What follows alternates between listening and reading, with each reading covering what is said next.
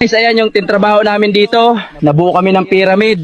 Mahirap maging OFW pero kakayanin para sa pamilya. Is nakakamiss kumain ng mami sa Pilipinas. Dito sa gawaan ng pyramid, ganito ang mamihan namin. Guys, hirap dito mag-work sa gawaan ng pyramid. Si Foreman dito, grabe, magpa-OT. Habang buhay ang OT, may palatigo pa. Guys, mag-uukit kami ng tarob dito sa pader ng pyramid para malito ang mga archaeologists sa future kung ano to. Di nila alam, tarob lang pala. Guys, mag-uukit kami ng edits dito sa pader ng pyramid. Di alam ni Foreman, lalagyan namin ng edits ng Pinoy itong pyramid.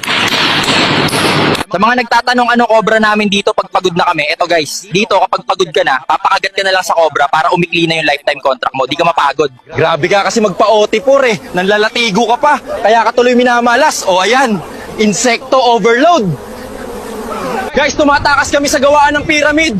Eto, pinabuka na yung dagat, sumama na ako sa pagtakbo.